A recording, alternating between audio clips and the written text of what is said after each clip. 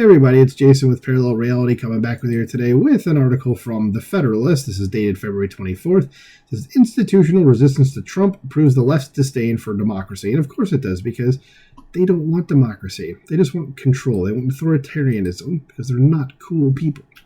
They're not good people.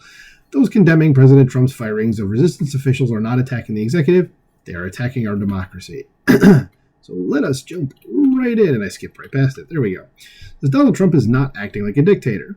And he's not acting like a king. He's governing as the executive, the position to which he was elected by a majority of voters. Yet with every decision President Trump makes, the left responds with claims that our very democracy is at risk. But, as is often the case, if you allow the ignorant to talk long enough, they shine a light on their stupidity and their true motives. And with just a month into Trump's second term, the left has fully revealed that their attacks are not aimed solely at the president, but also target the voters who elected him, proving President Trump is not the threat to democracy. They are. Friday's news that President Trump had fired the chair of the Joint Chiefs of Staff, Charles Q. Brown, this was a couple Fridays ago from the time you're going to be hearing this, and other senior military officials crystallized this reality. Soon after the announcement, politicians and pundits began pontificating on the supposed horror of the move. You know, the thing that, all presidents do, but whatever. It says, dictators or wannabe kings fire those who don't agree with their politics. This isn't a banana republic. Rep. Seth Moulton, Democrat of Massachusetts, declared on X, what Trump and Hegseth are doing is un-American, unpatriotic. Its definition of politicizing our military, and we should expect to see loyalty oaths, not to the Constitution, and worse coming soon. No, you're fear-mongering, dickhead. This Bill Kristol expanded on the theme in a Bulwark podcast with his fellow autocrat Sam Stein. Man, I can talk. We try to explain the broader significance of replacing these senior military officers, Kristol posted on X, saying Trump wants to break all institutional constraints at the power agencies and secure personal fealty to him. Never mind the fact that he's flat out said no to that, but okay. Says the National Security Advisor under President Barack Obama, Susan Rice, who is a horrible person, by the way, just if you know, you know, likewise condemned the firing, framing it for CNN as an attack on the integrity of our democracy. Under her telling of the firings, while we have certain control of the military and exercising that control, Donald Trump is bringing politics into the process of determining who should be our military leaders. Says that is dangerous, it's unprecedented, and it does not bode well for our integrity as a democracy, the Democrat advisor pronounced. Well, maybe someone should tell her that, the commander-in-chief is the boss of the military, so he can do what he wants. Maybe she should have known that. But, whatever. Rice then added a further talking point, one prevalently paraded by those attacking Donald Trump. These officials all take an oath to the Constitution of the United States, not to any individual president or any individual leader. Okay, correct. An oath to the Constitution of the United States, however, includes an oath to uphold Article 2, which expressly provides the executive power shall be vested in a president of the United States. And the argument is now over for all those left-wingers. It says, by declaring the executive power shall be invested in a president, not cutting that out, says the Constitution commands fidelity to the president and when and how he decides to exercise those executive powers. Fidelity to the Constitution thus commands those within the executive branch of government to faithfully follow the lawful commands of the president.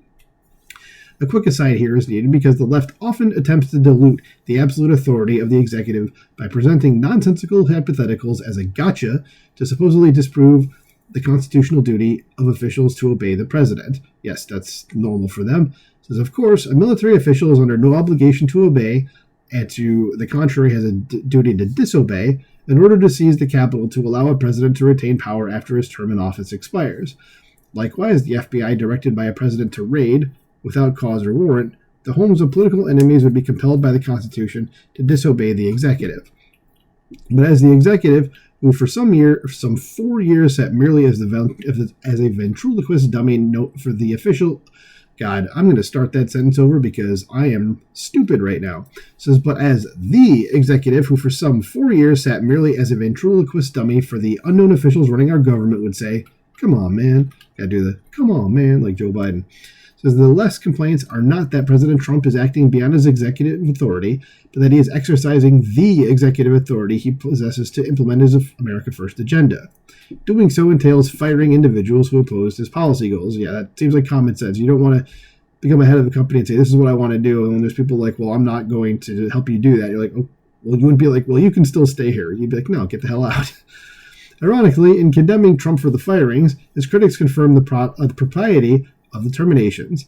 Consider Kristol's comments from Saturday. It's not about Brown or Kane or other individuals.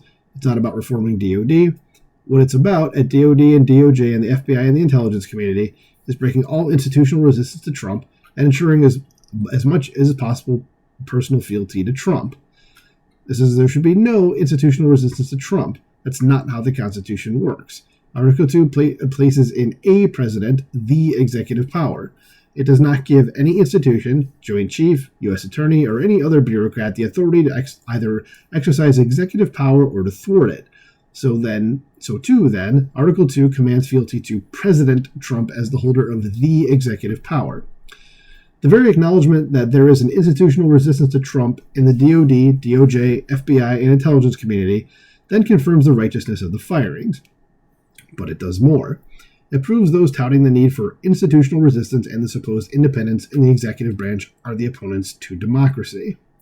After all, the only member of the executive branch elected, and elected by the entire nation, at that, is President Trump, which is why the founders vested the executive power in a president.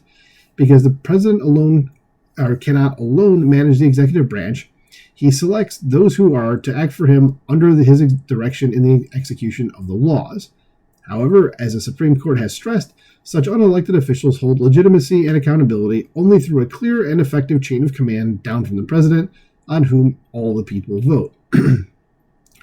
Is declaring then that executive officials should maintain an independence from, or act as a resistance to, the president, represents a perversion to our Constitution and democracy by demanding executive authority be wrested from the unitary executive and gifted instead to a person who answers to no one and for whom no one voted. Said otherwise, our Constitution was adopted to enable the people to govern themselves through their elected leaders. A majority of voters elected Donald Trump, and thus members of the executive branch seeking to undermine the president are actually undermining the Constitution.